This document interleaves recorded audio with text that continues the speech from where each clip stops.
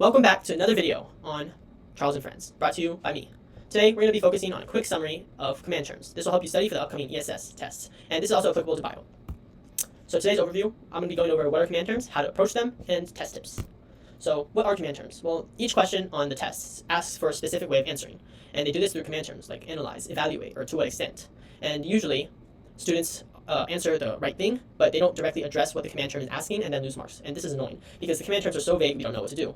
And today I'm going to be going over how to approach them so you won't lose these easy marks. And lastly, we got to beat the sneaky and potentially corrupt IB system. Okay, so lower mark questions. These are very brief, think 1 to 2 marks, easy, yeah. Okay, so state. Well, all you need to do is put your answer only. No need for reasoning and explanation unless it's asked.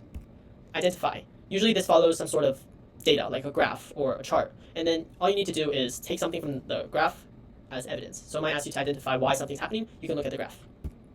Okay, list. This one is a bit more complex because you want to look at the number of examples it asks you to list. So if it asks for 3, put 3. No more, no less. Just use bullet points and think 1 item equals 1 mark. That's how it's usually graded in the mark scheme. Okay, medium mark questions, maybe 3 to 5 marks. Okay, outline. So basically you want to do a brief summary of the main points. Use bullet points and avoid deep explanation.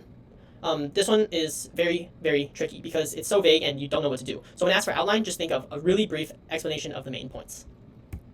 Okay, describe. So just describe it. If asked to describe a graph, you can mention trends, changes.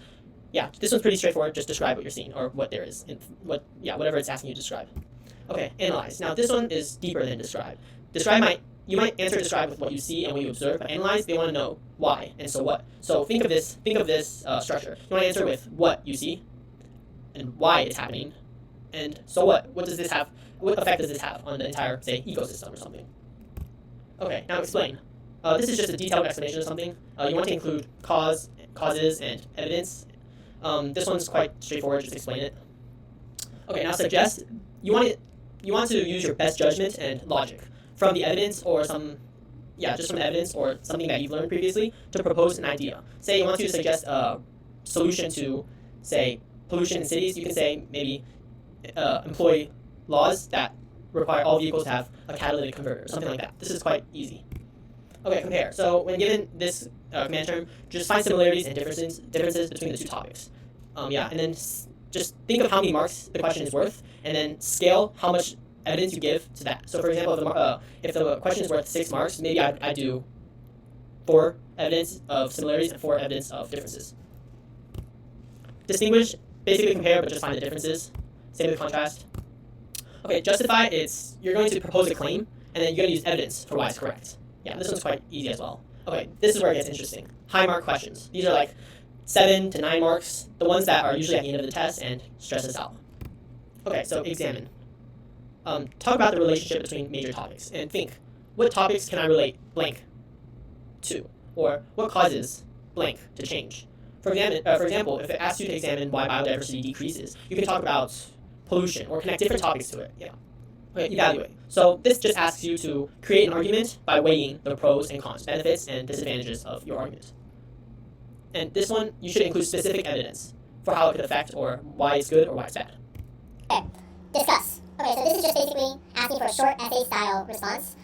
You want to balance your discussion with multiple perspectives and include specific examples or evidence. For example, on our last test, we had a question that said, all alien species are counted as pollution.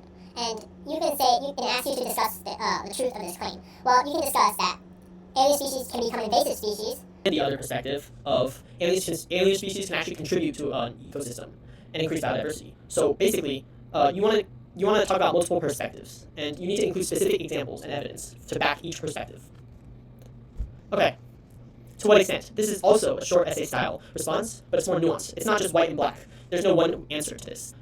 Whenever it asks you to what extent, you want to think and make a claim. You want to say like most of the time, or I agree with this to some extent, or something like that. You want to make a claim, consider the pros and cons, and then like the different perspectives, and then the conclusion. And you want to include evidence, like specific cases or specific examples, real life. Yeah. Okay. Tips, test tips. Without constraints, like a question only asking you to put 3 evidence, right? Without any constraints like that, just put everything that's logic. Don't put like irrelevant stuff, but like anything that's logical, just put it, because chances are some of the stuff you originally thought is going to be wrong. So that's going to supplement the wrong ones and give you full marks, hopefully. So just put everything that's logical, unless it tells you specifically to put some amount. Because if you go over them, then that'd be like you get penalized. Okay. Now next, memorize specific and versatile cases and examples. So you want to have like a bunch of examples ready that you can apply to any argument. For example, something like catalytic converters. You could talk about urbanization, pollution, atmosphere. You can talk about like legal reforms. You can talk about a lot of things with that. So like you want to have a bunch of versatile examples ready. Okay. Lastly, ESS is all about logic. If you don't need to use memorization to be able to answer a question. You don't need to memorize the concepts. You can just think, what would cause this? Because basically on the test, if something's logical and it's true, then usually it'll be correct. Yeah. Lastly, sleep early and review by talking to yourself. And this is important because it really like anchors the info to your brain. Yep.